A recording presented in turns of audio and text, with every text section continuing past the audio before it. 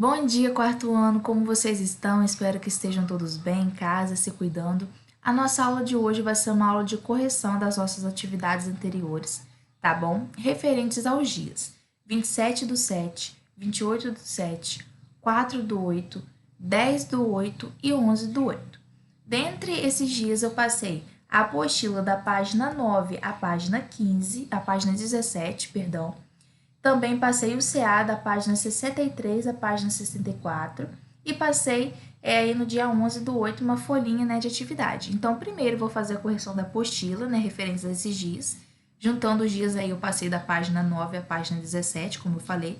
Então, vou fazer a correção primeiro da apostila, depois vou fazer a correção do CA, páginas 63 e 64, e por último vou fazer a correção da folhinha de atividade com vocês, tá bom? Então, vamos lá. Bom, quarto ano, aí na página 9 vocês iriam utilizar o material de apoio para fazer as atividades, então vocês iriam utilizar esses dois mapinhas aqui, né, do material de apoio da página 9, e com base nele vocês iriam fazer. Questão 1. Complete as informações do mapa 1, Brasil Distribuição da População Indígena em 2010, pintando as unidades federativas de acordo com a legenda. Então lá vocês tinham o mapinha em branco e aqui tem as legendas coloridas, né, com as cores indicando aí a quantidade de indígenas por unidade federativa. Então, aí temos de marrom mais de 80 mil, em rosinha de 40 mil a 80 mil, laranja de 20 mil a 40 mil, amarelo de 10 mil a 20 mil e de verdinho de 2 mil a 10 mil.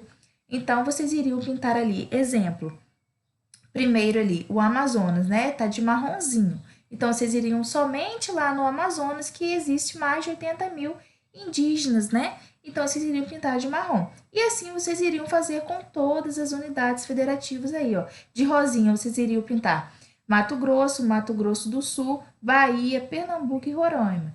De laranja, Rio Grande do Sul, Paraná, São Paulo, Minas Gerais, Maranhão, Pará, tá? E assim vocês iriam pintar até acabar todas as cores, tá bom? Questão 2. Escreva o nome da unidade federativa onde você mora e, com base no mapa, quantos indígenas viviam nessa unidade federativa em 2010. Então, vamos lá. O Espírito Santo aí, ele está entre 2 mil a 10 mil indígenas, né, nas nossas terras aí do Espírito Santo. Ele está da cor verdinha. Então, vocês iriam escrever aí o nome da unidade federativa. Então, Espírito Santo. E qual é a quantidade de indígenas que nós tínhamos, né, aqui em 2010? Entre aí 2 mil a 10 mil indígenas, tá? Questão 3. Qual informação o mapa 2 apresenta? Bom, o mapa 2 está apresentando a localização das terras indígenas no território brasileiro, tá bom, pessoal? Aí na questão 4 é uma questão pessoal, né, aí, mas nós todos moramos na mesma unidade federativa. Na unidade federativa onde você mora, há atualmente terras indígenas? Pesquise e, se houver, registre os nomes delas, das etnias das quais fazem parte e dos municípios onde se localizam. Então, a gente tem aí, sim, né, as etnias guaranis e tupiniquins aqui no na nossa unidade federativa no Espírito Santo. Elas estão localizadas, né, em Aracruz, tá bom? Aí, na questão 5, de acordo com os mapas 1 e 2, marque X nas afirmativas corretas. Os dados do Censo Demográfico de 2010 revelaram que há populações indígenas em todas as unidades federativas brasileiras. Ok, né, pessoal? Correto. Então, marquem um X aí. Grande parte da população indígena brasileira reside no Amazonas, unidade federativa onde se localiza a maior parte das terras indígenas. Ok, está corretíssima, né? Que somente o Amazonas, que está em cor marrom aí, que possui mais de 80 mil indígenas nesse local. Então, vamos lá. Último quadradinho aí. As unidades federativas com poucas terras indígenas correspondem às áreas com população entre 10 e 20 mil habitantes, que se declaram, né, ou se consideram indígenas, de acordo com o Censo Demográfico de 2010. Errado, né, pessoal? A menor população aí indígenas é onde vocês pintaram aí de verdinho, que é de 2 mil a 10 mil indígenas, tá bom? Bom, aí logo abaixo na página 9, na seção Vamos Brincar, tinha um enigma para vocês decifrarem, né? E com isso vocês iriam descobrir o nome de um legume que é a base da alimentação e da economia de muitas comunidades indígenas brasileiras. Então, a palavra encontrada aí é a mandioca. Aí na página 12, na seção Vamos Brincar, vocês tinham que desembaralhar as letras para descobrir o que as cidades retratadas nas fotografias acima têm em comum. Então, essas imagens, né, elas têm em comum a arquitetura colonial. Né, e está perguntando se no município aí onde vocês moram existem construções parecidas com essas. Nós temos sim, né? Temos vários casarões em Muqui que têm essa arquitetura colonial, né, que é bem semelhante a essas construções aqui, tá bom? Continuando, página 13. De acordo com o mapa, as cidades brasileiras que mais receberam escravizados foram... Bom, então, de acordo com esse mapinha, foram Recife, Salvador e Rio de Janeiro, tá? As rotas aí, né, das cidades que mais recebiam esses escravizados.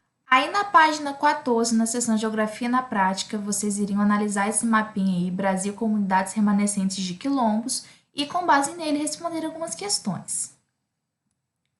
Vamos lá. Questão 1. Marque V nas afirmativas verdadeiras e F nas falsas. Primeiro, em todas as unidades federativas brasileiras há comunidade de quilombo? Falso, né, pessoal? Existem algumas bolinhas que estão aí com o número 0, que está representando que não tem nenhuma comunidade de quilombo. Os exemplos nós temos o Acre, o Distrito Federal, né, que está com a bolinha aí de números 0, e também Roraima, né? Então representa que ali não tem comunidades remanescentes de quilombo. Bahia e Maranhão são as unidades federativas com maior número de comunidades remanescentes de quilombo. Verdadeiro, né? Bahia aí nós temos 811, né, comunidades quilombolas, e no Maranhão 816. Acre, Roraima e Distrito Federal são unidades federativas onde não há comunidades remanescentes de quilombos. Verdadeiro, né? Foi o que eu falei para vocês. Estão com o número 0 ali. Então, representa que não tem comunidade de quilombo ali. As unidades federativas que apresentam menor número de comunidades de quilombos são Amazonas e Rondônia. Está verdadeiro, né? Amazonas nós temos somente 8 comunidades e Rondônia nós temos também 8 comunidades. Questão 2. Pesquise se na unidade federativa onde você mora existem comunidades remanescentes de quilombos e se existir, quantas são. Bom, aí no mapinha, né, já está falando que existem cerca de 42 comunidades remanescentes de quilombos e aqui tem uma bem pertinho da gente, né, que é o quilombo de Monte Alegre, que é situado em Cachoeiro de Itapemirim. Então, o quilombo que está né, uma comunidade quilombola que está bem próxima da gente. E questão 3, pesquise em livros e sites como é a vida dos moradores nas comunidades de quilombos no Brasil. Bom, vocês poderiam colocar aí que eles vivem em contato com a natureza, né, tentam manter esse contato, eles praticam agricultura, algumas comunidades sofrem um pouco com a falta de recursos naturais. Enfim, né? Vocês poderiam colocar algumas informações aí. Bom, aí na página 17 vocês tinham um diagrama e nele vocês iriam encontrar aí algumas palavras que são de origem africana e que foram incorporadas ao nosso vocabulário, tá? Então, as palavras que vocês encontraram aí foi acarajé, berimbau, cafuné, dendê, dengo, fubá, gangorra e samba. Na questão 2, convide a sua família para pesquisar com você o significado das palavras encontradas no diagrama. Registre o resultado da pesquisa no seu caderno. Então, vamos lá. Acarajé significa aí que é um bolinho de feijão frito. Berimbau, instrumento de percussão tocado na capoeira. Cafuné, carinho. Dendê, fruto do dendezeiro. Dengo, birra ou manha.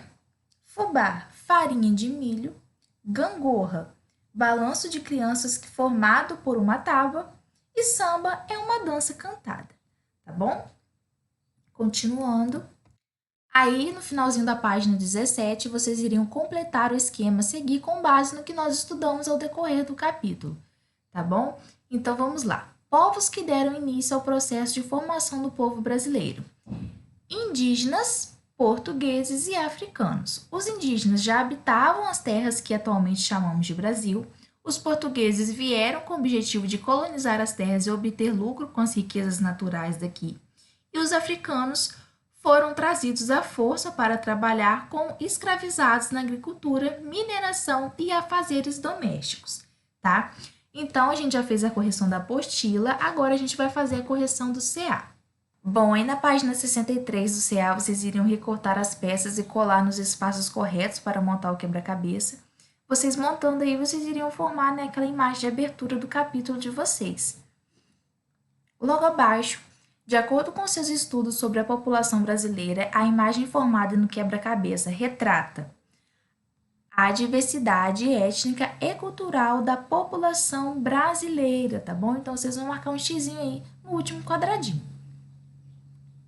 E na página 64, vocês iriam aí achar no caça-palavras, né, as palavras que estão aí em letras maiúsculas, né? Então, indígenas, roça, fogo, adubo, chuvas, mandioca, plantação, colheita, aldeias e cestos, tá bom? Então, ó, eu vou parar aqui, que aí vocês vão dar um pause no vídeo para conferir se vocês acharam aí as palavrinhas corretas, tá? Bom, quarto ano, agora para finalizar, a gente vai fazer a correção da folhinha de atividade, tá? Primeiro aí, na questão 1, vocês iriam aí analisar esse cartaz e, com base nele, responder a questão. O que os alunos procuraram representar com esse cartaz? Bom, nesse cartaz a gente observa que existem pessoas com diferentes traços físicos, diferentes modos de se vestir, praticando aí, né, algumas culturas aí diferentes também, né? Existem indígenas, pessoas negras, pessoas aí também com algum tipo de deficiência, né? Que todas essas pessoas fazem parte da nossa população brasileira. E o que os alunos do quarto ano procuraram mostrar com isso? Procuraram mostrar a diversidade, né, étnica e cultural presente na nossa população, tá bom? Questão 2. Leia o trecho da música de Vitor Kreutz e responda a questão abaixo. A cor do Brasil, negro, branco, pardo, colorido, caucasiano, todos em um grito de não ao preconceito. Viva a miscigenação, mistura de raças, somos todos a cor do Brasil. E com base nesse texto, vocês iriam responder a questão. Quando falamos da população brasileira, dizemos que ela é resultado da miscigenação. O que essa expressão significa? Bom, então quando a gente fala em miscigenação, a gente está falando aí de uma mistura de etnias, né? Até que está falando ali no texto da mistura de raças. Então, é basicamente isso, essa miscigenação, né? Que etnia a gente viu que são grupos aí de pessoas, né? Que possuem características físicas, culturais, semelhantes, né? Enfim. E quando a gente mistura diversas etnias, né? Essa mistura aí de povos, forma-se então a miscigenação. Questão 3. As frases a seguir estão relacionadas às características dos povos que deram início ao processo de formação da população brasileira. Use as palavras do quadro abaixo para completar as frases corretamente. Então, vamos lá. Questão A. Os portugueses vieram para o Brasil com o objetivo de colonizar suas terras. Os indígenas já habitavam as terras que atualmente pertencem ao território brasileiro. E C, os africanos foram trazidos forçados, né, pelos europeus com a condição de escravizados para trabalhar à força nas terras brasileiras. Questão 4. Além de indígenas e portugueses, outro grupo teve grande importância para a formação populacional brasileira, que foram os africanos. Marque V para as verdadeiras e F para as falsas. Os africanos eram pessoas que vieram livremente formar a população e a cultura do povo brasileiro.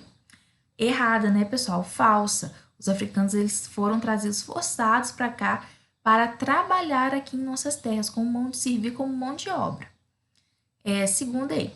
Tal como os indígenas, os africanos que vieram para o Brasil pertenciam a diversas etnias. Verdadeira, né? A gente viu aí que vieram povos de diferentes lugares da África para vir para o Brasil trabalhar, né? Foram trazidos aí à força. Muito da diversidade cultural que o Brasil apresenta deve-se às heranças deixadas pelos africanos que para cá vieram. Verdadeiro, né, pessoal? Lógico, a gente consegue ver aí a presença desses africanos, dessa cultura africana aí na nossa música, na nossa culinária, enfim, né, na nossa dança nos nossos ritmos, tudo isso a gente consegue ver sim a presença dessa cultura africana. Então, está verdadeiro.